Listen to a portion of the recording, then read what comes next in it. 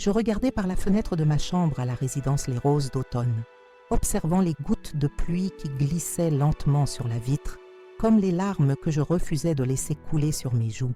Le ciel gris de Lyon reflétait parfaitement l'état de mon âme ce jour-là. Je m'appelle Mathilde Dufour, j'ai 67 ans, et je n'aurais jamais imaginé que mon propre fils me trahirait de cette façon. Tout avait commencé 3 semaines plus tôt. J'étais dans mon salon, dans cette villa de Croix-Rousse où j'avais vécu pendant 40 ans, où j'avais élevé Antoine, où chaque meuble, chaque tableau racontait une histoire de notre famille. J'arrangeais mes fleurs, comme chaque mardi matin, quand le téléphone a sonné. C'était Antoine qui m'annonçait une merveilleuse nouvelle. Lui et Céline partaient en voyage à la Côte d'Azur et souhaitaient m'emmener avec eux. J'étais si émue que mes mains tremblaient en raccrochant. Depuis la mort de mon mari Robert, il y a 5 ans, je voyageais rarement. L'idée de voir la mer, de sentir à nouveau le parfum des pins maritimes et la brise salée sur mon visage m'a rempli d'une joie que je n'avais pas ressentie depuis longtemps.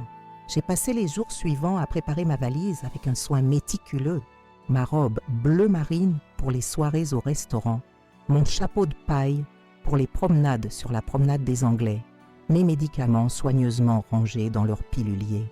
J'ai même sorti mes bijoux du coffre, notamment ces boucles d'oreilles verts et rouges que Robert m'avait offertes pour nos 30 ans de mariage. Je voulais être élégante, montrer à mon fils que sa mère pouvait encore être présentable, que je n'étais pas ce fardeau que je lisais parfois dans les yeux de Céline. Le grand jour est arrivé. J'attendais dans l'entrée, ma valise prête, mon manteau déjà boutonné malgré la chaleur de juin. La sonnette a retenti à 10 heures précises. Antoine a toujours été ponctuel, une qualité que je lui avais inculquée dès son plus jeune âge. Quand j'ai ouvert la porte, j'ai tout de suite remarqué quelque chose d'étrange dans son regard. Il évitait mes yeux, parlait trop vite, trop fort. Céline n'était pas avec lui. Il m'a expliqué qu'elle finalisait quelques détails pour le voyage. J'ai senti une première boule se former dans ma gorge. « Maman, on va d'abord faire un petit détour avant de prendre la route », a-t-il dit en chargeant ma valise dans le coffre de sa Peugeot. J'ai acquiescé, confiante. Après tout, c'était mon fils, l'enfant pour qui j'avais sacrifié ma carrière de professeur, pour qui j'avais veillé des nuits entières quand il avait la scarlatine à 8 ans, que j'avais soutenu financièrement pendant ses études et même après. Quand sa première entreprise avait fait faillite, nous avons roulé en silence pendant une vingtaine de minutes, quittant mon quartier familier pour nous diriger vers la périphérie de Lyon. J'ai commencé à m'inquiéter quand j'ai vu le panneau « Résidence Les Roses d'automne » se profiler au bout d'une allée bordée de platanes. Je connaissais cet endroit de nom seulement, une maison de retraite haut de gamme où plusieurs amis de mon cercle littéraire avaient placé leurs parents vieillissants. « Antoine, pourquoi venons-nous ici ?» ai-je demandé, ma voix trahissant mon anxiété grandissante. « C'est juste pour quelques jours, maman, le temps de notre voyage. Tu seras bien mieux ici que toute seule à la maison. » Le monde s'est arrêté de tourner. La réalité m'a frappée comme une gifle. Ils n'avaient jamais eu l'intention de m'emmener avec eux.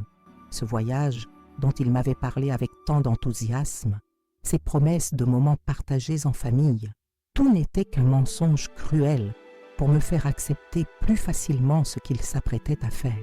Dans le hall d'entrée de la résidence, aseptisé et impersonnel malgré les bouquets de fleurs et les fauteuils confortables, Antoine a finalement lâché la vérité, sans même prendre la peine de s'asseoir. « Je vais voyager et tu vas rester ici.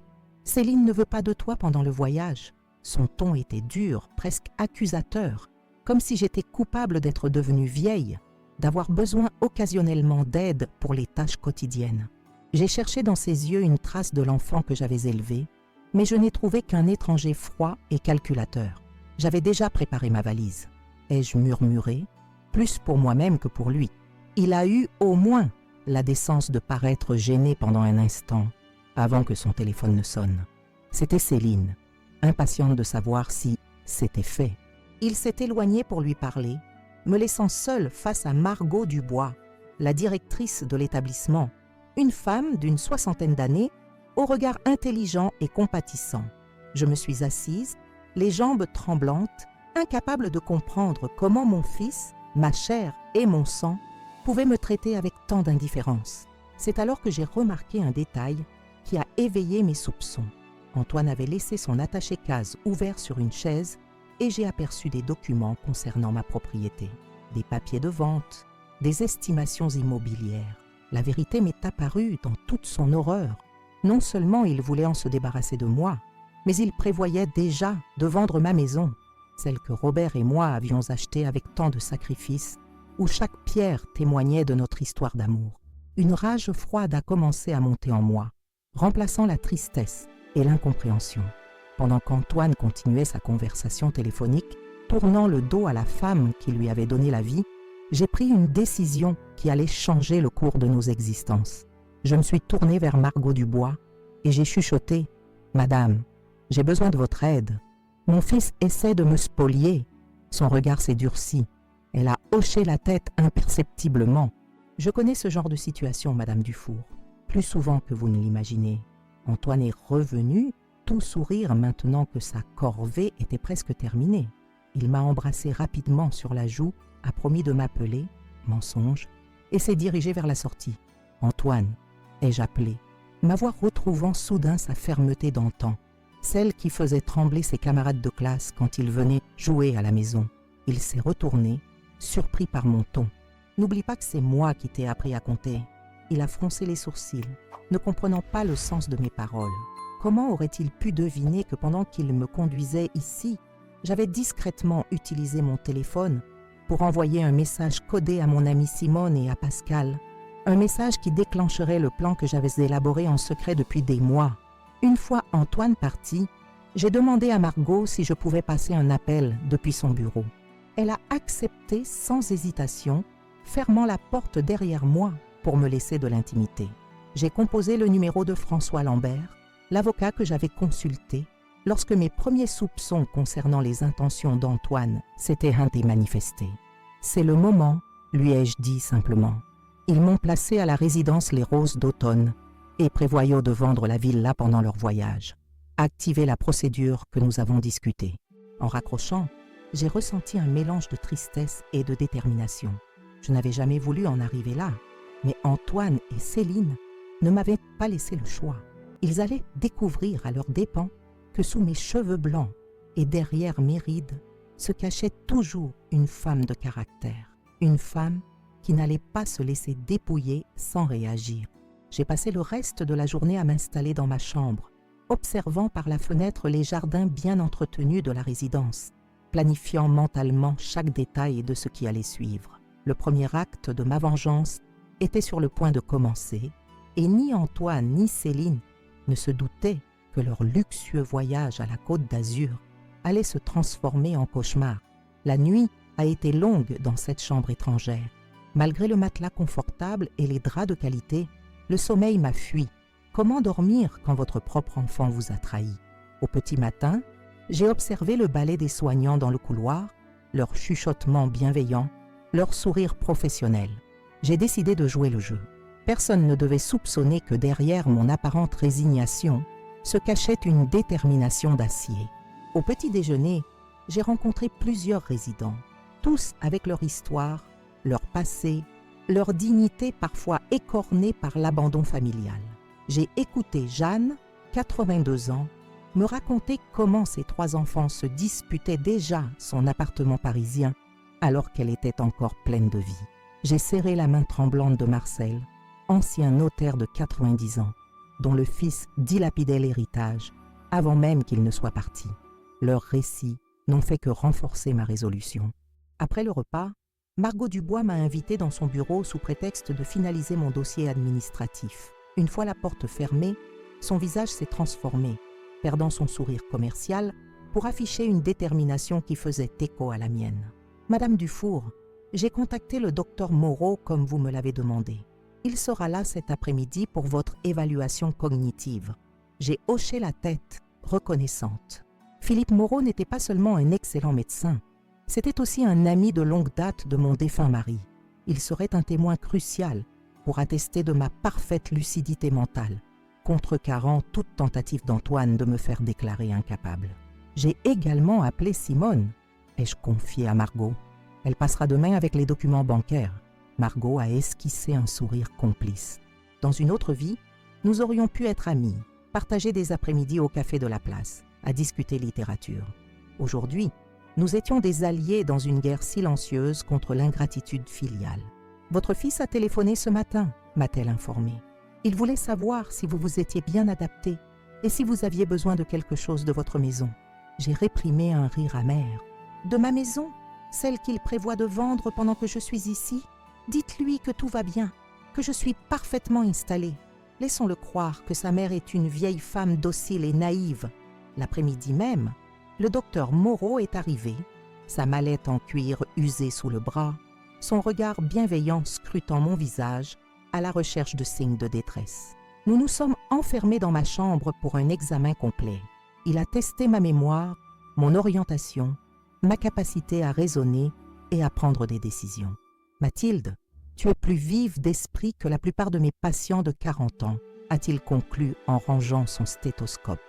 Ce que ton fils essaie de faire est non seulement immoral, mais potentiellement criminel. Je sais, Philippe. C'est pourquoi j'ai besoin de ton rapport officiel attestant de ma pleine capacité mentale, daté d'aujourd'hui, avant que les documents de vente ne soient signés. Il a serré ma main entre les siennes. Tu l'auras demain à la première heure. Et Mathilde, Robert serait fier de toi. L'évocation de mon mari m'a amenée au bord des larmes, mais je les ai retenues. Ce n'était pas le moment de flancher. J'avais une guerre à mener. Le lendemain, comme promis, Simone est arrivée, élégante et déterminée comme toujours. À 70 ans, mon amie de lycée n'avait rien perdu de sa vivacité, ni de son intelligence acérée, qui avait fait d'elle l'une des avocates les plus redoutées du barreau lyonnais. Elle a déposé sur mon lit une pile de documents. Tout est prêt, Mathilde. J'ai contacté la Banque nationale de Lyon. Ton compte joint avec Antoine a été gelé temporairement pour vérification administrative. Quant aux procurations qu'il avait sur tes comptes personnels, elles ont été révoquées ce matin. J'ai parcouru les papiers, m'arrêtant sur les chiffres qui défilaient. Mon plan était simple mais efficace. Antoine avait toujours cru que ma fortune se limitait à ma villa et à quelques économies. Ce qu'il ignorait, c'est que Robert, en bon gestionnaire qu'il était, avait diversifié nos investissements. Des placements en Suisse, des parts dans plusieurs sociétés immobilières, une collection d'art modeste mais précieuse. Tout cela constituait un patrimoine considérable dont Antoine ne soupçonnait pas l'existence. « Et pour les cartes de crédit ?» ai-je demandé à Simone. Son sourire s'est élargi. Pascal s'en est occupé personnellement. En tant qu'ancien directeur d'agence, il a encore des contacts précieux.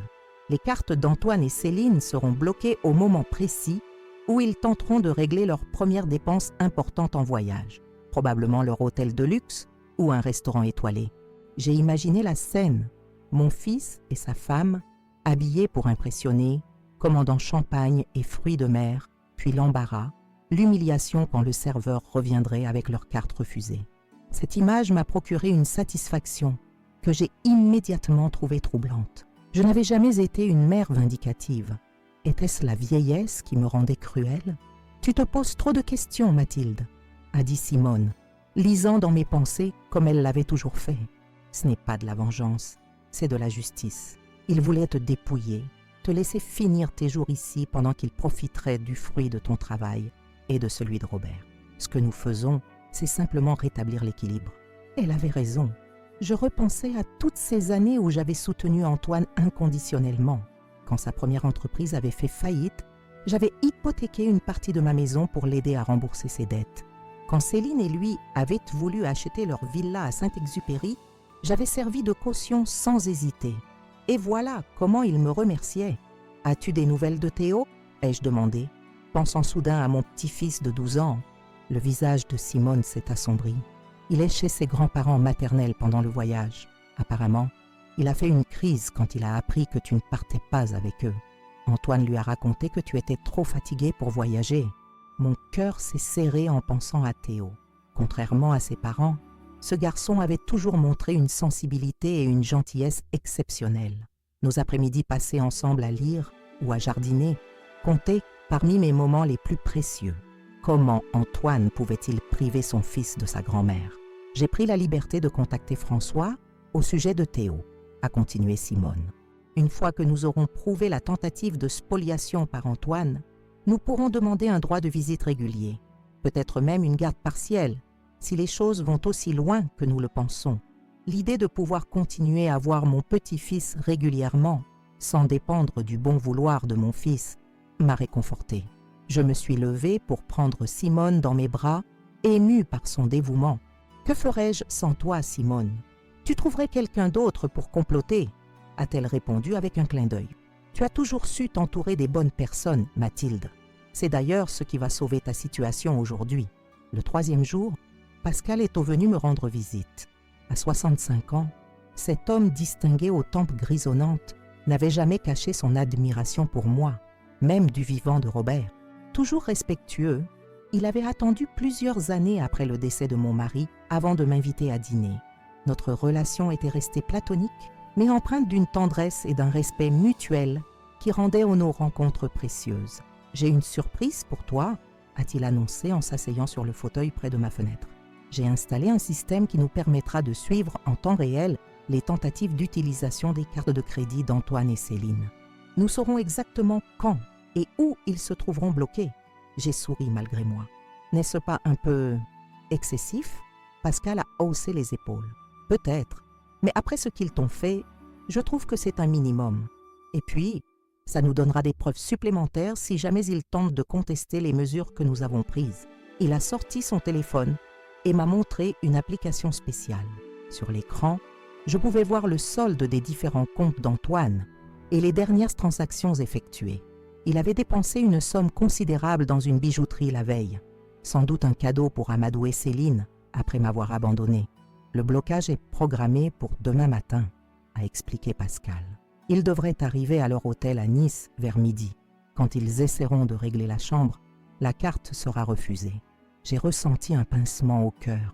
Malgré tout, Antoine restait mon fils. Était-ce vraiment ce que je voulais ? Le voir humilié, paniqué, peut-être même effrayé, Pascal a dû percevoir mon hésitation. « Tu peux encore tout arrêter, Mathilde.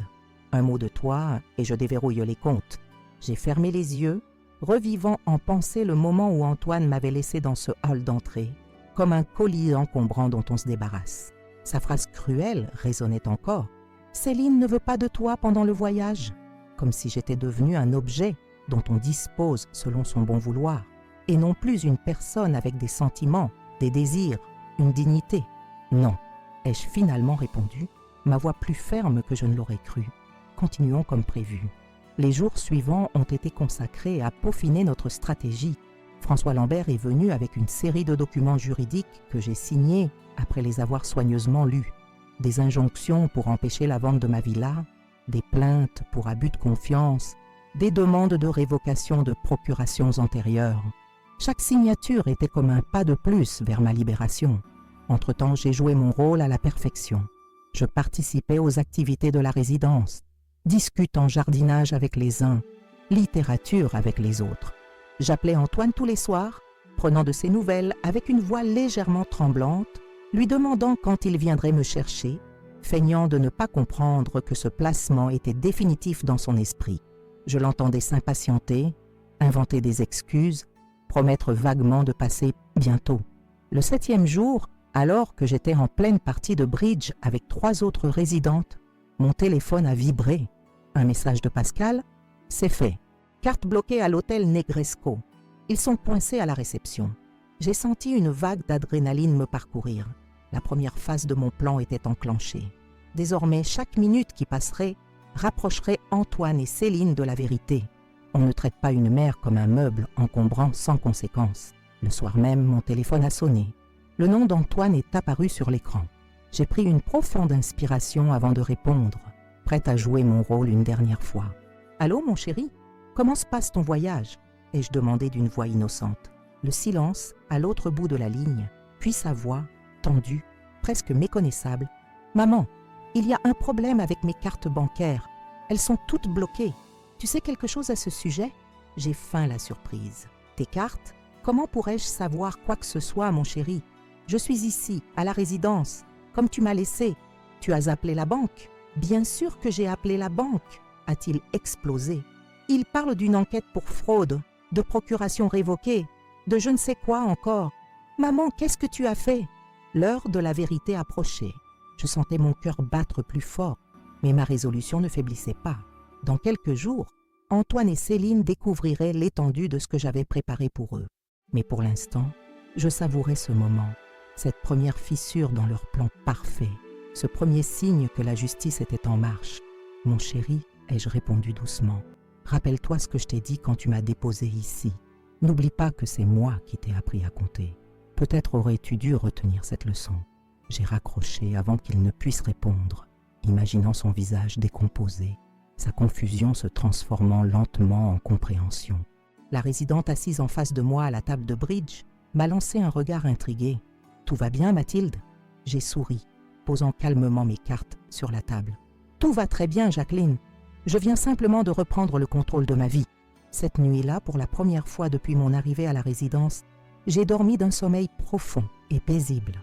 Demain commencerait la deuxième phase de mon plan, la plus audacieuse. Antoine et Céline penseraient que le blocage de leurs cartes n'était qu'un désagrément temporaire. Ils étaient loin d'imaginer ce qui les attendait à leur retour à Lyon. Le lendemain matin, j'ai été réveillée par le chant des oiseaux dans le jardin de la résidence. Une belle journée s'annonçait à Lyon.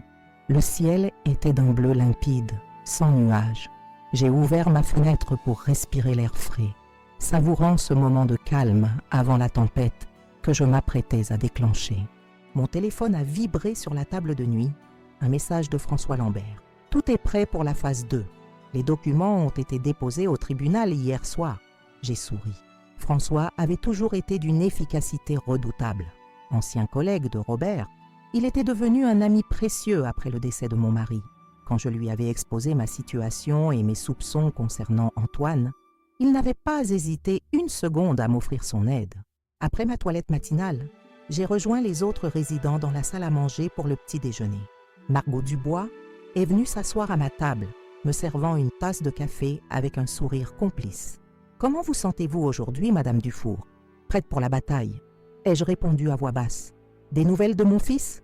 Margot a hoché la tête. « Il a appelé 3 fois hier soir après votre conversation. Il était, disons, très agité. Il a même menacé de porter plainte contre l'établissement si nous ne vous mettions pas immédiatement au téléphone. Et qu'avez-vous répondu? Que vous preniez un somnifère et qu'il était hors de question de perturber votre repos, que vous n'étiez pas à sa disposition. » Son regard brillait d'une lueur malicieuse. Il n'a pas apprécié. J'ai savouré une gorgée de café, imaginant Antoine fulminant dans sa chambre d'hôtel de luxe, incapable de régler la note, ses vacances de rêve transformées en cauchemar. « Merci, Margot. Votre aide est inestimable. C'est un plaisir, croyez-moi. J'ai vu trop de familles abandonner leurs aînés ici, en se débarrassant d'eux comme d'un fardeau. Ce que vous faites, disons que cela me procure une satisfaction professionnelle particulière. » Après le petit déjeuner, j'ai retrouvé Simone et Pascal dans le petit salon privé que Margot avait mis à notre disposition. Ils étaient accompagnés d'un jeune homme que je ne connaissais pas, équipé d'un ordinateur portable et de plusieurs téléphones. « Mathilde, je te présente Lucas, » a dit Pascal. « C'est un expert en informatique qui va nous aider à suivre en temps réel ce qui se passe à Nice. » Lucas m'a serré la main avec respect. « Madame Dufour, c'est un honneur. Mon grand-père a vécu une situation similaire à la vôtre. Malheureusement, il n'a pas eu votre courage ni vos ressources pour se défendre. » Ces mots m'ont touché plus que je ne l'aurais cru. Je n'avais pas réalisé jusqu'alors que mon combat personnel pouvait résonner avec celui d'autres personnes âgées, maltraitées par leurs proches. Cette dimension nouvelle donnait encore plus de sens à mes actions. Lucas a ouvert son ordinateur et a affiché plusieurs écrans de surveillance. « J'ai accès aux caméras de sécurité de l'hôtel Negresco », a-t-il expliqué devant mon regard surpris. « Ne vous inquiétez pas, c'est parfaitement légal. L'hôtel appartient à un ami de Pascal qui sympathise avec votre cause. Sur l'écran, j'ai pu voir le hall d'entrée luxueux de l'hôtel. Et là, au comptoir de la réception, se tenaient Antoine et Céline. Même sans le son, je pouvais deviner à leurs gestes qu'ils étaient en pleine dispute avec le réceptionniste. Antoine agitait frénétiquement ses cartes de crédit, tandis que Céline, vêtue d'une robe de plage coûteuse, semblait au bord des larmes. « Ils essaient de régler leurs notes depuis hier soir », a commenté Lucas. « Toutes leurs cartes sont bloquées, y compris celles de leur compte professionnel. Ils ont tenté d'effectuer un virement depuis leur téléphone, mais leurs accès bancaires en ligne ont également été suspendus. J'ai observé en silence le spectacle de leur détresse. Une partie de moi La mère qui avait bercé Antoine dans ses bras, soigné ses genoux écorchés, célébré ses réussites, souffrait de le voir ainsi. Mais une autre partie, la femme trahie, abandonnée comme un objet inutile, savourait cette justice poétique. « Que vont-ils faire maintenant ?» ai-je demandé. Pascal a consulté sa montre. Dans exactement 1 heure, l'hôtel va exiger qu'ils libèrent leur chambre. Leurs bagages seront déposés à la consigne. S'ils ne peuvent pas payer, le directeur leur proposera de contacter la police ou de trouver une solution alternative. Alternative ? Le sourire de Pascal s'est élargi. Disons que les grands hôtels ont parfois besoin d'aide pour diverses tâches. La vaisselle, le nettoyage des chambres, des travaux d'intérêt général en échange de leurs notes impayées. L'image d'Antoine et Céline, si fiers de leur statut social, réduits à nettoyer des toilettes ou à faire la plonge, m'a fait éclater d'un rire que je ne me connaissais pas, un rire libérateur, presque sauvage. Est-ce que je deviens cruelle avec l'âge ? Ai-je demandé à Simone, soudain préoccupée par cette joie que je ressentais face à leur malheur. Mon amie a posé sa main sur la mienne. « Tu n'es pas cruelle, Mathilde. Tu es juste. Ils t'ont traité comme si tu n'étais plus une personne digne de respect ou d'amour. Ils récoltent ce qu'ils ont semé. » Midi est arrivé, puis l'après-midi a commencé à s'étirer. Sur l'écran, nous avons vu Antoine et Céline, leurs bagages à leurs pieds, discuter avec animation dans le hall. Finalement, ils ont quitté l'hôtel, l'air défait. « Où vont-ils maintenant ?» ai-je demandé. Lucas a pianoté sur son clavier. D'après leurs recherches Internet, ils essaient de trouver un hébergement moins cher, mais sans carte de crédit pour la réservation. Ils vont devoir se contenter d'un banc public, a complété Pascal, avec une satisfaction non dissimulée.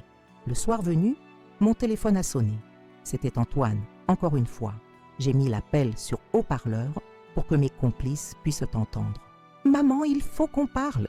a-t-il dit immédiatement, sa voix trahissant sa fatigue et son stress. « Toutes nos cartes sont bloquées, nos comptes inaccessibles. Nous sommes bloqués à Nice sans argent. Quelle terrible situation !» ai-je répondu, feignant l'ignorance. « As-tu appelé la banque ?»« Bien sûr que j'ai appelé la banque !» a-t-il crié, perdant son calme. Il parle d'une enquête pour fraude, de documents déposés par un avocat, François Lambert. « C'est ton avocat, n'est-ce pas ? Qu'est-ce que tu as fait, maman ?» J'ai pris une profonde inspiration, sentant le moment venu de lever le voile sur mes intentions. Ce que j'ai fait, Antoine, j'ai simplement protégé ce qui m'appartient, ce que ton père et moi avons construit ensemble pendant 40 ans de mariage, ce que tu essayais de me voler en m'abandonnant dans cet établissement. Un silence s'est installé à l'autre bout de la ligne. Je pouvais presque entendre les rouages de son cerveau tourner, cherchant une parade, une excuse, une échappatoire. « Je ne comprends pas ce que tu racontes », a-t-il finalement dit, tentant une dernière fois de nier l'évidence. « Nous t'avons placé aux Roses d'Automne pour ton bien, pour ta sécurité. Pour mon bien ?» Ma voix a tremblé, non pas de faiblesse, mais de colère contenue. « Tu oses prétendre que c'était pour mon bien ? Alors pourquoi ai-je trouvé des documents de vente concernant ma villa dans ton attaché-case ? Pourquoi as-tu contacté 3 agences immobilières le jour même où tu m'as déposé ici ?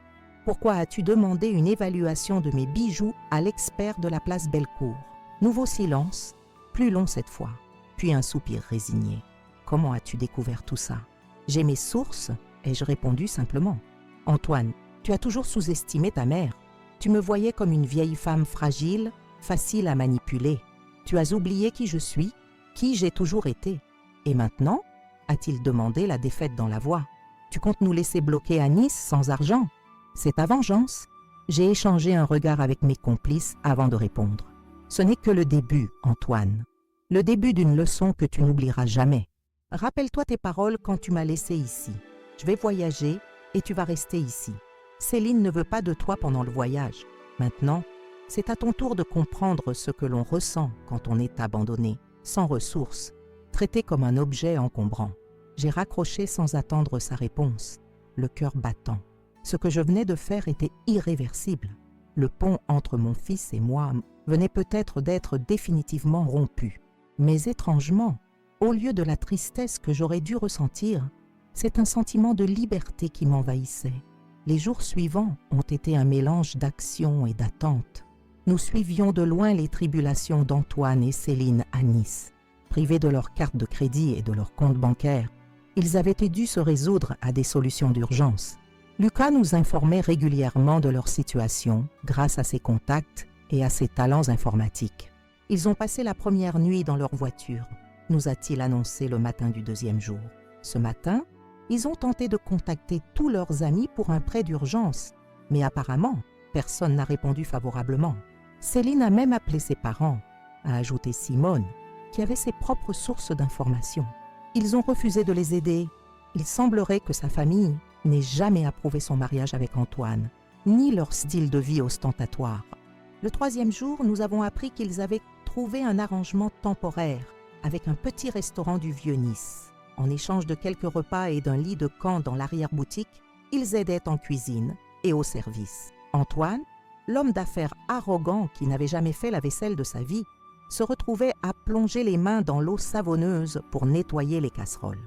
Le cinquième jour, Pascal est arrivé avec une nouvelle surprenante.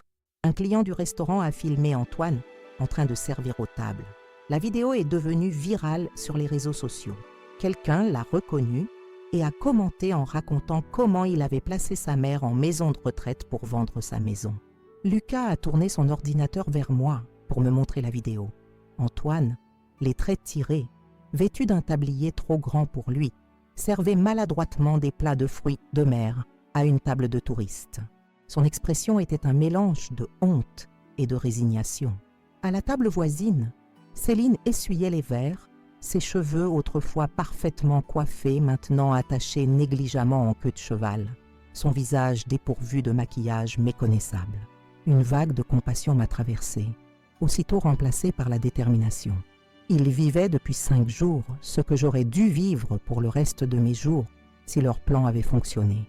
L'humiliation, la dépendance, la perte de dignité. Il est temps de passer à l'étape suivante, ai-je déclaré. François, est-ce que tout est prêt pour leur retour à Lyon? L'avocat a hoché la tête. Tout est en place, Mathilde. Les serrures ont été changées à leur domicile hier. L'huissier a déposé les documents officiels ce matin. Légalement, ils n'ont plus accès à leur propriété jusqu'à ce que l'enquête pour fraude soit terminée. Et pour la réception? A demandé Simone. Les invitations ont été envoyées, a confirmé Pascal. Toute la haute société lyonnaise sera présente. J'ai même contacté quelques journalistes qui seront ravis de couvrir l'événement. L'histoire d'une mère trahie qui reprend le contrôle de sa vie et transforme sa tragédie en œuvre caritative. C'est exactement le genre d'article qui fait vendre.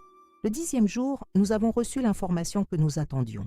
Antoine et Céline avaient finalement réussi à emprunter suffisamment d'argent au patron du restaurant pour acheter 2 billets de train économique pour Lyon. Ils rentreraient le lendemain, ignorant totalement ce qui les attendait. Cette nuit-là, j'ai quitté la résidence Les Roses d'Automne. Margot m'a serré dans ses bras au moment des adieux. Vous êtes une femme remarquable, Mathilde Dufour. Votre histoire inspirera beaucoup de nos résidents. Et n'oubliez pas, vous serez toujours la bienvenue ici, comme visiteuse, bien entendu. Pascal m'a conduite à ma villa, cette maison que j'avais cru ne jamais revoir. En franchissant le seuil, j'ai ressenti une émotion indescriptible. Chaque objet, chaque meuble semblait me saluer comme une vieille amie. Le portrait de Robert dans l'entrée, les livres alignés dans la bibliothèque, les rideaux de dentelle que j'avais brodés moi-même. Tout était exactement comme je l'avais laissé. « Bienvenue chez toi, Mathilde », a dit doucement Pascal en posant ma valise dans l'entrée. « Chez moi », ai-je répété, savourant ces mots. « Tu restes dîner. J'aimerais cuisiner dans ma cuisine, dormir dans mon lit, reprendre possession de ma vie avant le grand jour de demain. » Il a accepté avec un sourire. Cette soirée a été douce, presque normale, comme une pause avant la tempête qui s'annonçait. Nous avons parlé de tout et de rien, évitant soigneusement le sujet d'Antoine et Céline. Pour quelques heures, j'ai été simplement une femme dînant avec un ami, savourant un bon vin et une conversation agréable. Le lendemain matin, tout s'est accéléré. Dès l'aube, une équipe est arrivée pour préparer la réception, qui aurait lieu l'après-midi même dans le jardin de la villa des Dufour. Non pas ma villa, mais celle d'Antoine et Céline, dont ils allaient découvrir qu'ils n'avaient plus l'accès. Je me suis préparée avec un soin particulier, choisissant une blouse blanche, élégante et simple, ces boucles d'oreilles verts et rouges que Robert m'avait offertes, et un collier assorti. J'ai coiffé mes cheveux argentés en un chignon sophistiqué. Dans le miroir, j'ai reconnu la femme que j'avais toujours été, digne, forte, déterminée. « Tu es magnifique !» a commenté Simone en me rejoignant. « Prête pour le grand final ?» J'ai hoché la tête, un mélange d'appréhension et d'excitation me nouant l'estomac. Dans quelques heures, Antoine et Céline arriveraient à Lyon, épuisés par leur calvaire à Nice, impatients de retrouver le confort de leur foyer.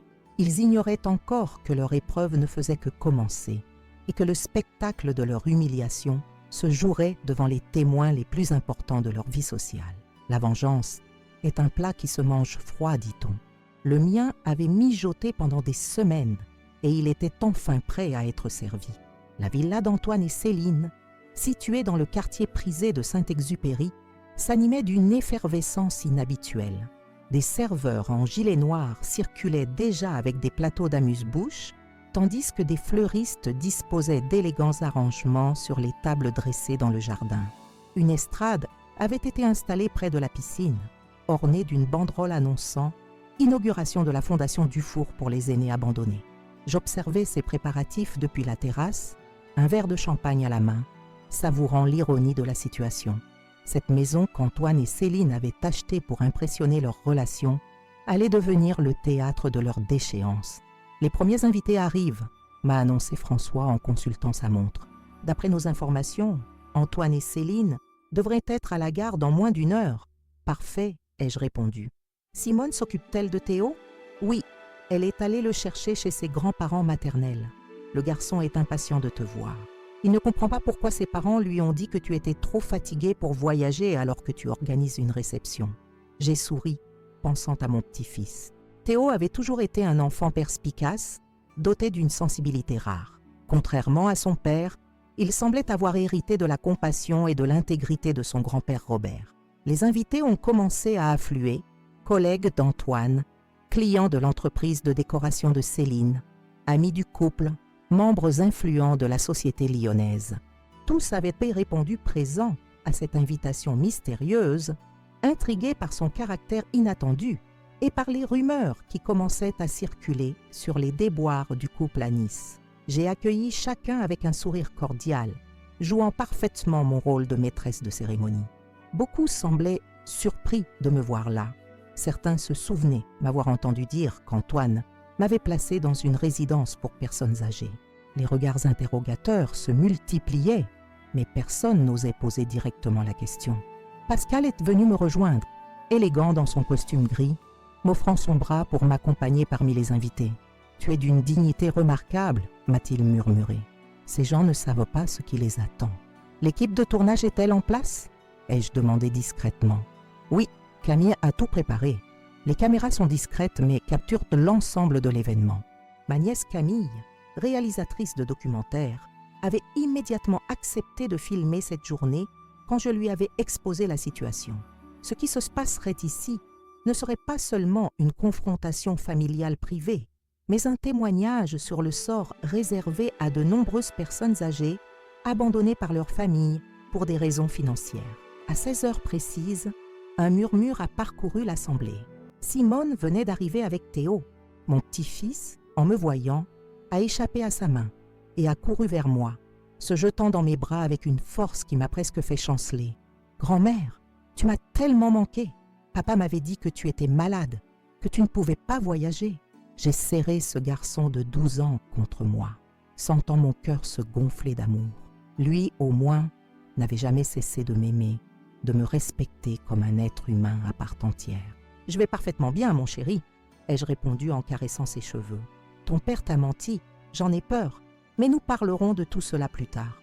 Aujourd'hui est un jour important et je suis heureuse que tu sois là pour y assister. » Théo m'a regardé avec curiosité, ses yeux intelligents cherchant à comprendre ce qui se passait réellement. « Pourquoi organises-tu une fête chez papa et maman? Et pourquoi il y a cette banderole sur la fondation? Tu verras bientôt, mon chéri. Reste près de Simone pour le moment, d'accord ?»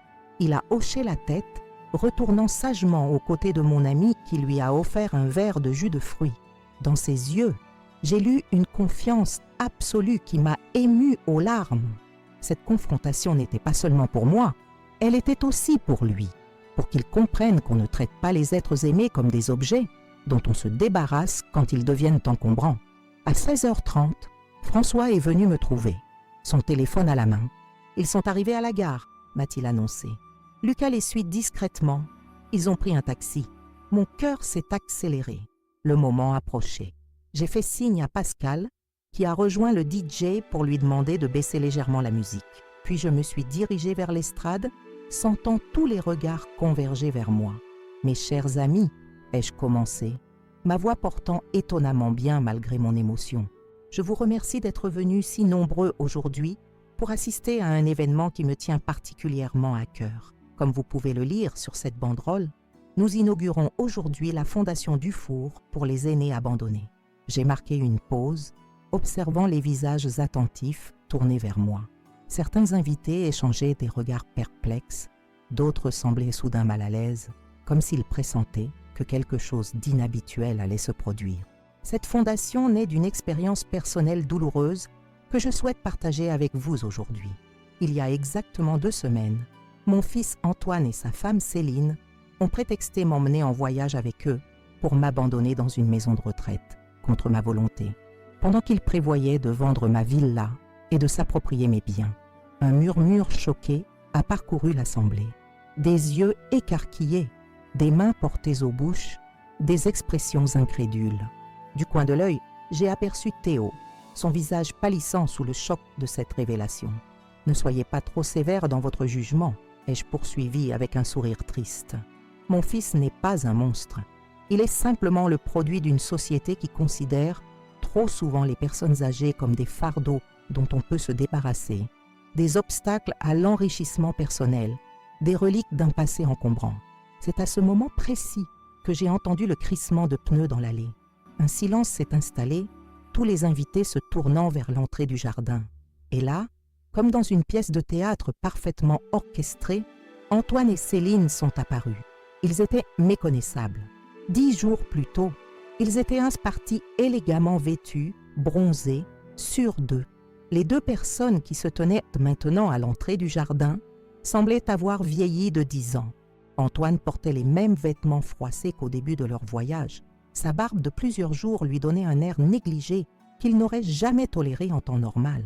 Quant à Céline, ses cheveux étaient ternes, attachés en une queue de cheval approximative, son visage dépourvu de maquillage, marqué par la fatigue et l'anxiété. Leurs expressions en découvrant la scène qui se déroulait dans leur jardin étaient indescriptibles. La stupéfaction, l'incompréhension, puis, progressivement, l'horreur en comprenant ce qui se passait réellement. « Ah, voici justement les protagonistes de notre histoire qui arrivent !» ai-je annoncé au micro, sentant un calme étrange m'envahir. « Antoine, Céline, approchez donc, vos invités vous attendent. » Figé sur place, il semblait incapable de faire un pas. C'est finalement Théo qui a brisé le sortilège en courant vers son père. « Papa, c'est vrai ce que grand-mère a dit. Tu l'as abandonné dans une maison de retraite pour prendre son argent ?» La voix claire et innocente de l'enfant a résonné dans le silence oppressant.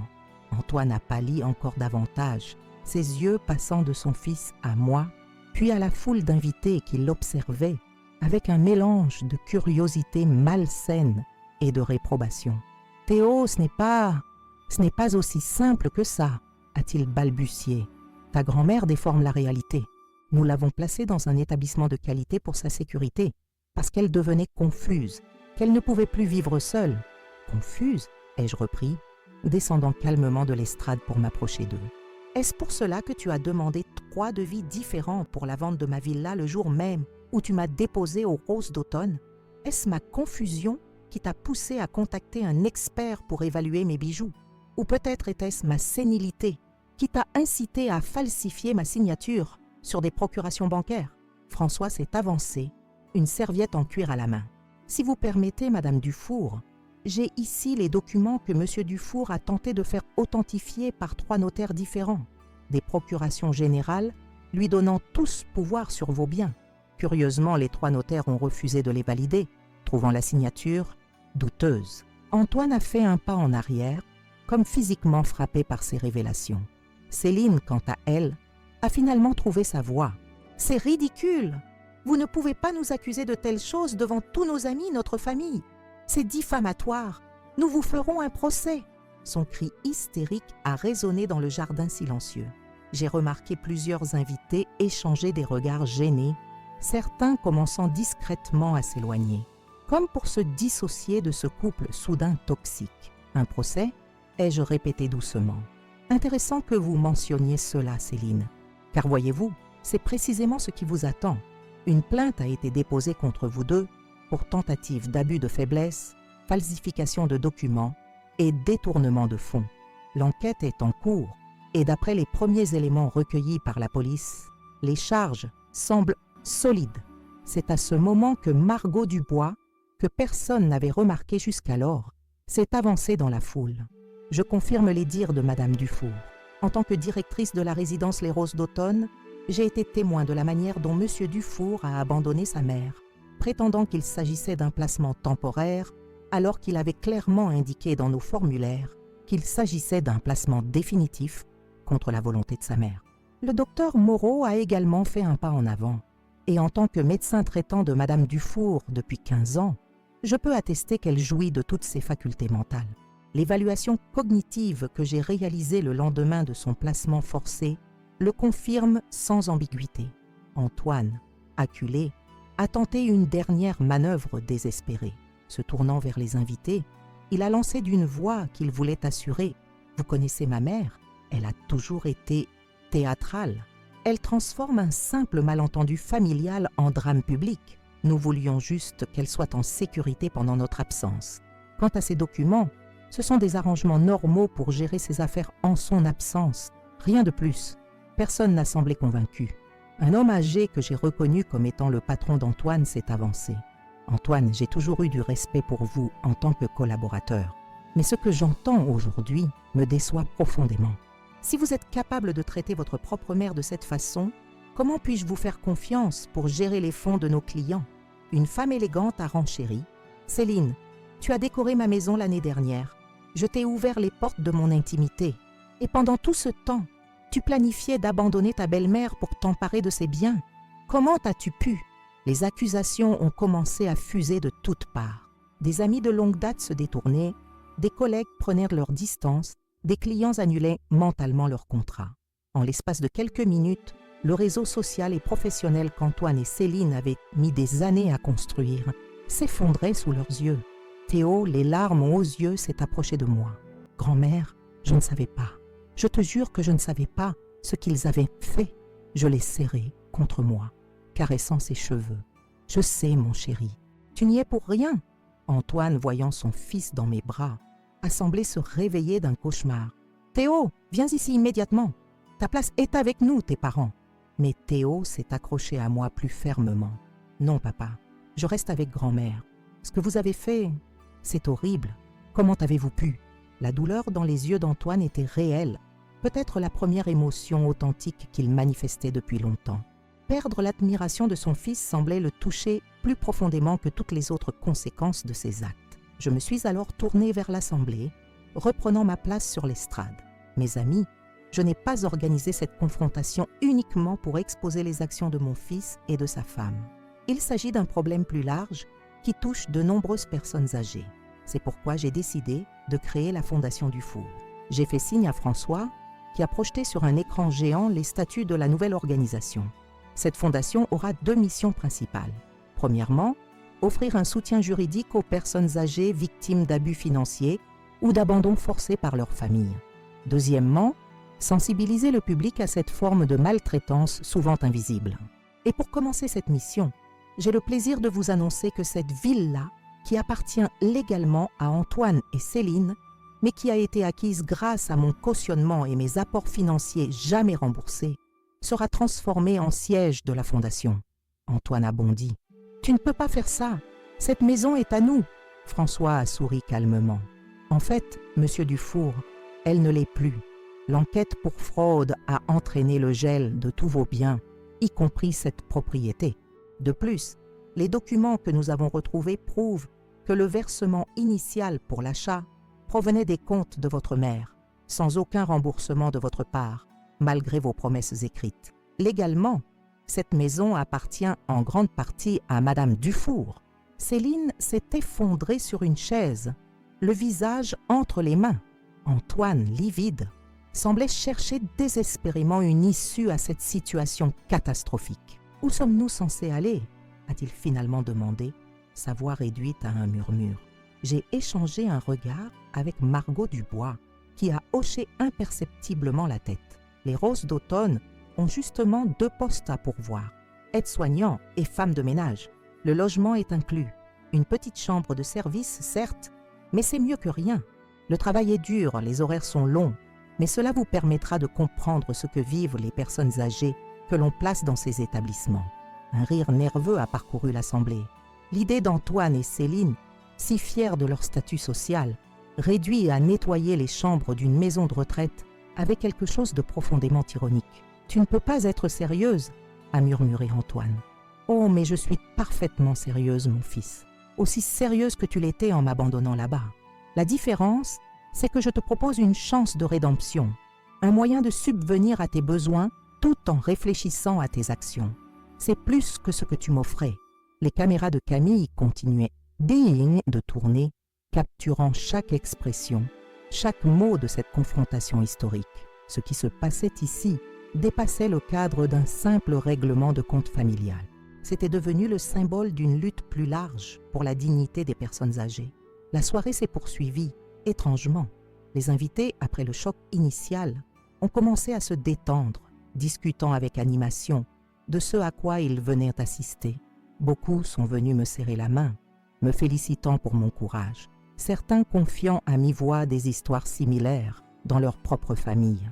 Antoine et Céline, humiliés au-delà de tout ce qu'ils auraient pu imaginer, se sont finalement éclipsés, escortés discrètement par 2 agents de sécurité vers leur nouvelle résidence. Quant à moi, debout au milieu de ce jardin qui ne m'avait jamais appartenu, mais qui abriterait désormais une cause qui me tenait à cœur, j'ai ressenti un mélange complexe d'émotions. Tristesse pour ce lien maternel irrémédiablement brisé. Satisfaction d'avoir rendu justice, non seulement pour moi-même, mais pour toutes ces personnes âgées silencieusement maltraitées. Et, étonnamment, une forme de paix intérieure que je n'avais pas connue depuis longtemps. Théo est resté à mes côtés toute la soirée, sa main dans la mienne comme lorsqu'il était petit. Plus tard, quand les invités ont commencé à partir, il m'a regardé avec des yeux remplis à la fois de tristesse et d'admiration. « Grand-mère, est-ce que je pourrais vivre avec toi maintenant ?» Cette simple question a fait déborder les émotions que j'avais contenues toute la journée. Les larmes aux yeux, j'ai serré mon petit-fils contre moi, réalisant que dans cette histoire de trahison et de vengeance, l'amour avait finalement trouvé sa place. Les semaines qui ont suivi cette confrontation mémorable ont apporté des changements que je n'aurais jamais imaginés dans ma vie. Le lendemain de la réception, alors que je prenais mon petit déjeuner sur la terrasse de ma villa avec Théo, mon téléphone n'a cessé de sonner. Journaliste, avocat spécialisé dans les droits des personnes âgées, directeur d'association, tous voulaient en savoir plus sur mon histoire et sur la Fondation Dufour. « Tu es devenue célèbre, grand-mère », a plaisanté Théo en croquant dans sa tartine. J'ai souri, touché par la normalité de ce moment partagé avec mon petit-fils, un îlot de calme dans la tempête médiatique qui se préparait. Ce n'est pas moi qui suis importante, Théo, c'est la cause que je défends. Les jours suivants ont confirmé cette intuition. Le documentaire que Camille avait tourné lors de la confrontation, judicieusement monté et enrichi d'interviews de spécialistes, a été diffusé sur une chaîne nationale. L'impact a été immédiat et considérable. Des centaines de témoignages similaires ont afflué, révélant l'ampleur insoupçonnée du problème de la maltraitance financière envers les personnes âgées. François, devenu le directeur juridique de la Fondation, m'a apporté une pile de courriers un matin, son visage habituellement impassible trahissant une certaine émotion. « Mathilde, tu devrais lire certaines de ces lettres. Des personnes de toute la France nous écrivent pour partager leur histoire, demander conseil, offrir leur aide. J'ai passé la journée à parcourir ces témoignages poignants. Jeanne, 75 ans, dont le fils avait vendu sa maison pendant qu'elle était hospitalisée. Marcel, 82 ans, contraint de signer des procurations sous la menace d'être placé en institution. Suzanne, 70 ans, dont les économies d'une vie avaient été détournées par sa propre fille. Chaque récit renforçait ma détermination. Ce qui avait commencé comme une vengeance personnelle contre l'ingratitude de mon fils était devenue une mission qui dépassait largement ma petite histoire. Pendant ce temps, la situation d'Antoine et Céline évoluait d'une manière que même moi, dans mes fantasmes de revanche les plus élaborés, n'aurais pu imaginer. Contraint d'accepter les emplois à la résidence Les Roses d'Automne pour éviter de se retrouver à la rue, il découvrait la réalité du travail auprès des personnes âgées.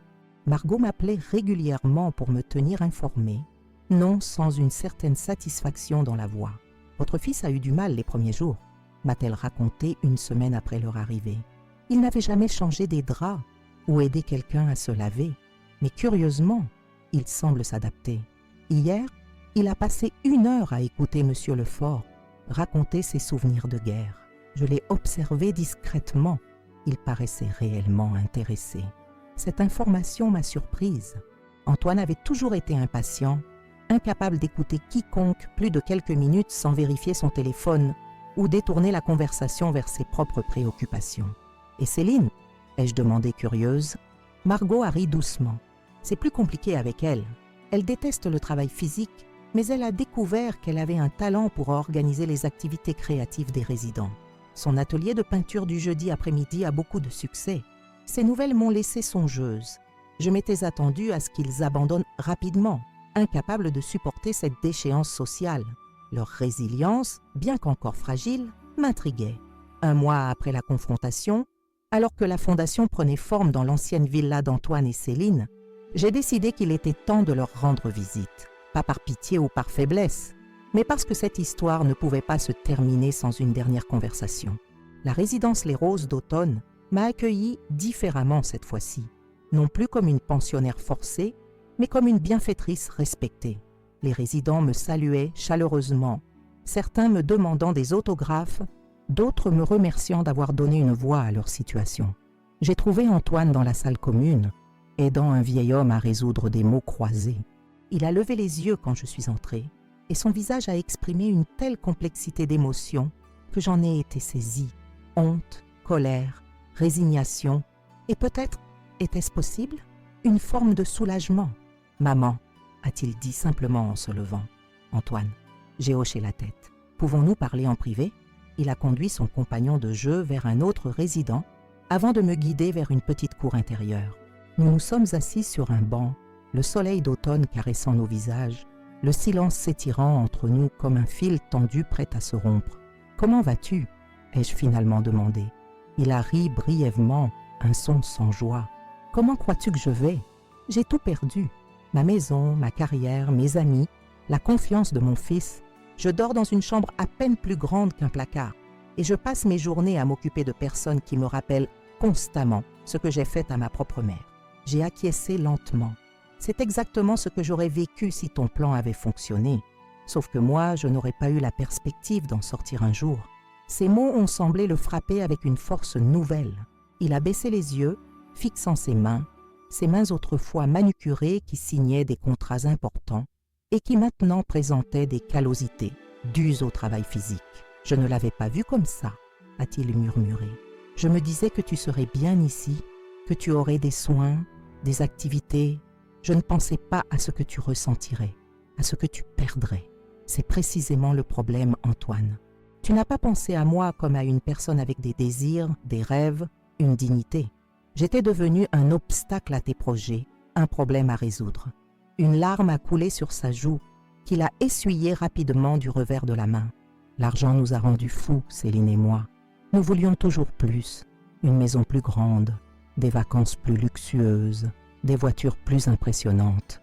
Nous n'étions jamais satisfaits. Et maintenant, ai-je demandé doucement. Il a inspiré profondément. Maintenant, je comprends ce que signifie vraiment la valeur des choses. Hier, j'ai aidé Madame Girard à écrire une lettre à sa petite-fille. Elle pleurait de joie en me remerciant. Ce simple moment m'a procuré plus de satisfaction que toutes les transactions financières que j'ai jamais conclues. J'ai senti quelque chose remuer en moi. Non pas du pardon, il était trop tôt pour cela, mais peut-être une forme de reconnaissance que mon fils n'était pas entièrement perdu.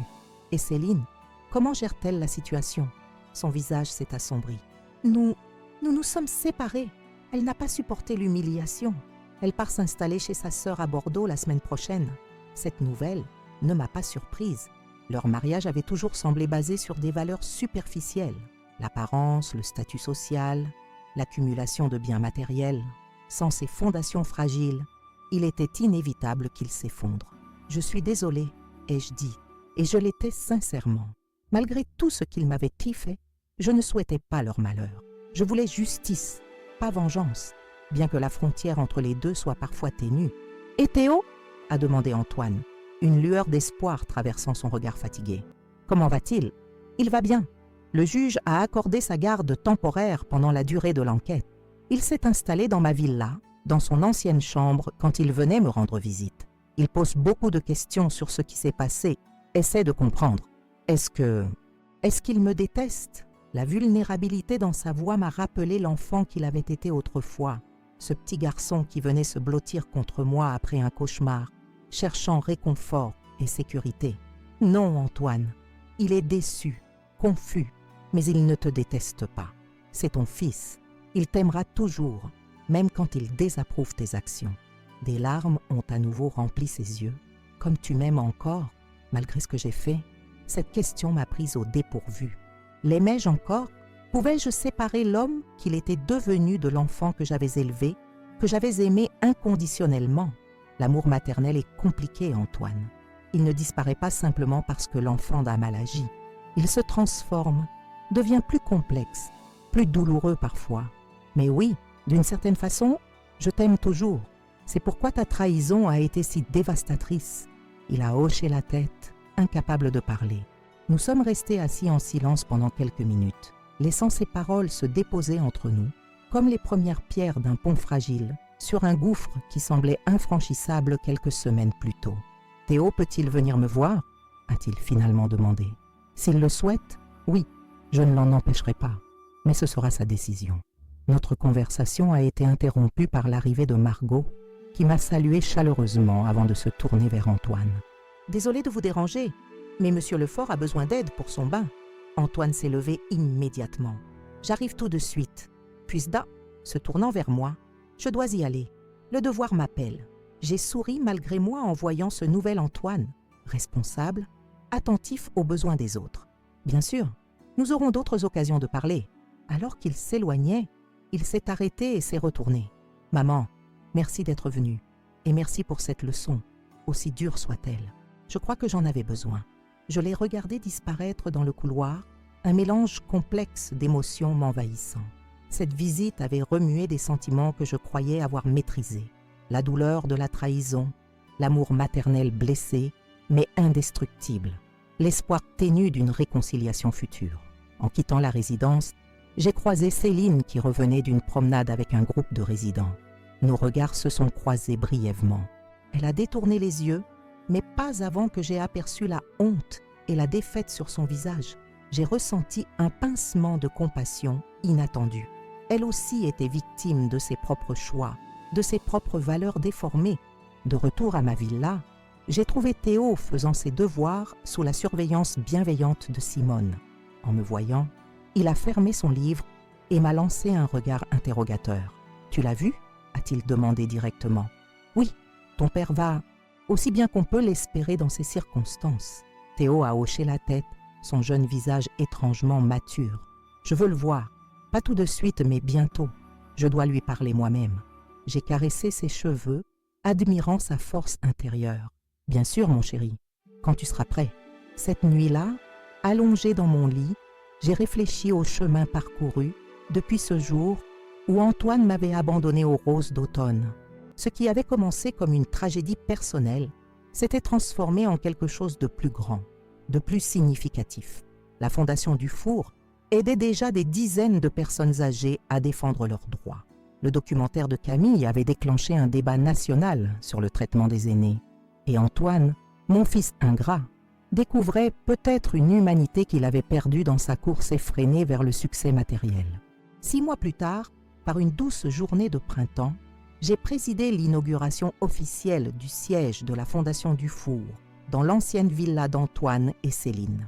L'enquête judiciaire avait confirmé mes droits sur la propriété, reconnaissant que son acquisition avait été largement financée par mes fonds détournés.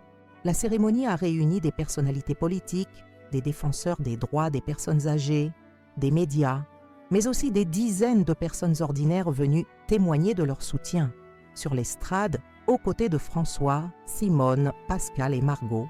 J'ai prononcé un discours qui venait du cœur. Cette fondation est née d'une blessure personnelle profonde, mais elle existe aujourd'hui pour tous ceux dont la voix n'est pas entendue, dont la dignité est bafouée, dont les droits sont ignorés simplement parce qu'ils ont vieilli.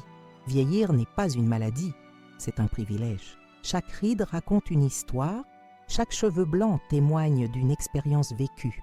Nous méritons le respect, non pas malgré notre âge, mais grâce à lui. Dans la foule, j'ai repéré Antoine, discrètement présent au dernier rang. Il avait maigri, son visage s'était creusé, mais ses yeux avaient gagné une profondeur que je ne leur connaissais pas.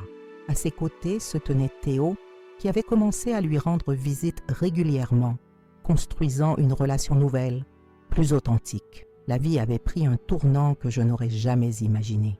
À 67 ans, je me retrouvais à la tête d'une fondation, sollicitée pour des conférences, des interviews, consultée par des législateurs souhaitant renforcer les lois protégeant les personnes âgées. Pascal était devenu plus qu'un ami, partageant ma vie quotidienne avec une tendresse et un respect qui me rappelaient parfois Robert. Théo s'épanouissait, montrant une maturité et une compassion rares pour son âge. Et Antoine, contre toute attente, avait choisi de rester à la résidence même après la fin de sa période de travaux d'intérêt général, découvrant une vocation tardive dans l'accompagnement des personnes âgées. Quant à Céline, elle avait disparu de nos vies, retournant dans sa région natale pour tout recommencer, selon les mots d'Antoine. Je lui souhaitais sincèrement de trouver une forme de paix, de redécouvrir des valeurs plus essentielles que celles qui l'avaient guidée jusqu'alors. Le soir de l'inauguration, après le départ des invités, je me suis retrouvée seule dans le jardin de cette villa qui symbolisait tant de choses. La trahison, la justice, la renaissance. Les étoiles brillaient dans le ciel de Lyon et j'ai pensé à Robert, me demandant ce qu'il aurait pensé de tout ceci. « Tu serais fier ?» ai-je murmuré, comme s'il pouvait m'entendre. Pas seulement de ce que j'ai accompli, mais de ce que cette épreuve nous a tous appris. Car au fond, c'était peut-être là la plus grande victoire. Non pas la vengeance contre ceux qui avaient voulu me faire du mal, mais la transformation de cette douleur en quelque chose de constructif, de significatif. Mon téléphone a vibré dans ma poche. Un message d'Antoine. « Merci d'avoir invité Théo aujourd'hui. Il était fier de toi. Moi aussi, même si je n'ai pas le droit de le dire. » J'ai souri en lisant ces mots, sentant une chaleur se répandre dans ma poitrine. Le chemin vers le pardon serait long, semé d'embûches et de souvenirs douloureux. Mais peut-être était-il possible après tout. La vie réserve bien des surprises, ai-je murmuré en levant les yeux vers le ciel étoilé. Qui aurait cru qu'à mon âge, je commencerais une nouvelle vie, plus riche et plus significative que je n'aurais jamais osé l'imaginer. Cette pensée m'a accompagnée, tandis que je rentrais vers ma villa, où Pascal et Théo m'attendaient pour célébrer cette journée mémorable. Mon fils m'avait laissé à l'asile en pensant se débarrasser de moi. Il ignorait qu'il venait de déclencher une révolution, dans sa propre vie, dans la mienne, et peut-être, à une plus grande échelle, dans la façon dont notre société traite ses aînés. 1 an s'est écoulé depuis l'inauguration de la Fondation du Four. Assise dans mon fauteuil préféré près de la fenêtre de ma villa, je contemple le jardin où les roses que Robert et moi avions plantées continuent de fleurir, cycle immuable de la nature qui nous rappelle que la vie persiste malgré les tempêtes. Mon histoire, celle d'une mère trahie qui a transformé sa douleur en force, est devenue bien plus qu'un simple récit personnel.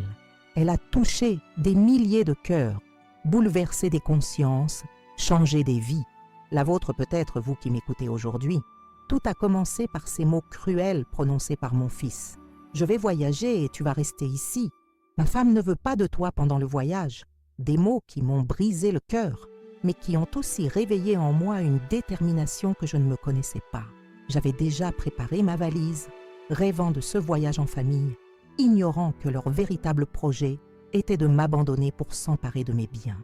Mais le destin, ou peut-être simplement ma prévoyance, en avait décidé autrement. Avec l'aide précieuse d'amis fidèles, j'ai orchestré une vengeance qui a non seulement rétabli justice pour moi, mais a également mis en lumière un problème de société trop souvent ignoré, la maltraitance financière des personnes âgées par leurs propres enfants. Antoine et Céline ont appris à leurs dépens qu'on ne traite pas un être humain comme un objet encombrant sans conséquence. Le blocage de leur carte bancaire pendant leur luxueux voyage, leur humiliation publique lors de cette confrontation mémorable dans leur jardin, la perte de leur statut social et de leurs biens mal acquis, chaque étape de leur déchéance était une leçon, douloureuse mais nécessaire. Ce qui m'a le plus surprise dans cette aventure, c'est la transformation d'Antoine. Mon fils, cet homme arrogant, obsédé par l'argent et les apparences, a découvert dans l'adversité une humanité qu'il avait perdue. Son travail forcé à la résidence Les Roses d'Automne s'est transformé en vocation. Il a appris à écouter, à prendre soin des autres, à valoriser ces moments simples mais précieux que l'argent ne peut acheter. Théo, mon petit-fils, a été ma plus grande consolation dans cette épreuve. Sa loyauté, sa maturité face à la défaillance de ses parents, sa capacité à pardonner tout en restant lucide sur leurs erreurs, il incarne l'espoir que la génération suivante saura peut-être mieux honorer ses aînés, reconnaître leur valeur au-delà de leur utilité immédiate ou de leur possession. La Fondation Dufour est aujourd'hui reconnue nationalement. Nous avons déjà aidé plus de 300 personnes âgées à défendre leurs droits, récupérer leurs biens spoliés, retrouver une dignité que leur famille leur avait niée. Le documentaire de Camille a remporté un prix prestigieux et est utilisé comme outil pédagogique dans les écoles de services social. Des députés nous consultent pour renforcer la législation protégeant les personnes vulnérables. Pascal partage désormais ma vie avec cette tendresse respectueuse qui fait la beauté des amours tardifs. Nous voyageons ensemble. Ironie du sort, nous avons visité cette côte d'Azur où Antoine et Céline avaient désormais prévu de profiter de leur liberté après m'avoir abandonné. Mais nous le faisons avec simplicité, savourant chaque instant, conscient que le véritable luxe n'est pas dans le prix de la chambre d'hôtel, mais dans la liberté de choisir sa vie, à tout âge. Si je vous raconte tout cela aujourd'hui, ce n'est pas pour me vanter ou pour humilier davantage mon fils. C'est parce que je sais que parmi vous qui m'écoutez, certains vivent peut-être une situation similaire. Vous vous sentez peut-être invisible, dévalorisé, menacé par ceux-là même qui devraient vous protéger et vous chérir. Je veux que vous sachiez que vous n'êtes pas seul, que votre voix mérite d'être entendue, que votre dignité n'est pas négociable. D'autres parmi vous sont peut-être des enfants adultes, confrontés à la vieillesse de leurs parents, aux difficultés pratiques et émotionnelles que cela implique. À vous, je voudrais dire, n'oubliez jamais que ce parent âgé qui vous semble parfois encombrant a un jour changé vos couches, soigné vos genoux écorchés, sacrifié ses rêves pour les vôtres. Traitez-le avec le respect qu'il mérite, non pas comme un problème à résoudre, mais comme une personne à honorer. Cette histoire que je viens de vous partager sur la chaîne Souvenirs de grand-mère n'est qu'une parmi tant d'autres. Chaque semaine, nous donnons la parole à des personnes âgées qui ont des récits extraordinaires à partager, des histoires de résilience, de courage, parfois de trahison comme la mienne, mais aussi d'amour, de joie, de sagesse acquise au fil des décennies. Ces témoignages sont précieux. Ils tissent un lien entre les générations, préservent une mémoire collective que notre société pressée tend à négliger. Ils rappellent que derrière chaque ride se cache une vie entière d'expériences, de connaissances, d'émotions qui méritent d'être entendues et valorisées. Si mon histoire vous a touché, je vous invite à vous abonner à la chaîne Souvenirs de grand-mère. Chaque nouvel abonné est une victoire contre l'invisibilité qui menace trop souvent les personnes âgées. C'est une façon de dire « Oui, ces récits comptent. Oui, ces vies ont de la valeur. » N'hésitez pas non plus à laisser un commentaire sous cette vidéo. Racontez-nous d'où vous venez, si vous avez vécu une situation similaire ou simplement ce que cette histoire a éveillé en vous. Ces échanges créent une communauté de soutien et de partage qui fait la force de notre chaîne. Je vous invite également à consulter nos autres vidéos. Vous y découvrirez des parcours extraordinaires. Jeanne, qui a 85 ans, a traversé la France à vélo. Marcel, qui a retrouvé son amour de jeunesse après 60 ans de séparation. Suzanne, qui a commencé une carrière artistique à 75 ans et expose maintenant dans des galeries prestigieuses. La production de ces vidéos demande du temps, de l'énergie et des ressources. Si vous appréciez notre travail et souhaitez nous aider à continuer, vous pouvez contribuer via le bouton « Merci » sous cette vidéo. Chaque don, même modeste, nous permet de couvrir les frais de déplacement pour recueillir ces témoignages, d'améliorer la qualité de nos productions et de partager davantage d'histoires chaque semaine. Votre soutien financier est essentiel pour pérenniser ce projet qui donne une voix à ceux que la société oublie trop souvent. En aidant Souvenirs de grand-mère, vous participez à un mouvement plus large de reconnaissance et de respect envers les générations qui nous ont précédés. Vous contribuez à changer le regard de la société sur le vieillissement, à valoriser l'expérience plutôt qu'à la déprécier. Je m'appelle Mathilde Dufour, j'ai 68 ans aujourd'hui et je suis fière de partager mon histoire avec vous. Une histoire qui commence dans la trahison et la douleur, mais qui se transforme en un récit de justice, de rédemption et d'espoir. Une histoire qui prouve qu'il n'est jamais trop tard pour se réinventer, pour transformer l'adversité en opportunité, pour donner un sens nouveau à sa vie. Merci de m'avoir écouté. J'espère vous retrouver bientôt sur Souvenirs de grand-mère pour d'autres récits qui témoignent de la richesse infinie des vies qui ont traversé le temps. N'oubliez pas, abonnez-vous, commentez, partagez et si vous le pouvez, soutenez-nous via le bouton « Merci ». Ensemble, faisons entendre ces voix précieuses qui ont tant à nous apprendre sur la vie, l'amour et la dignité.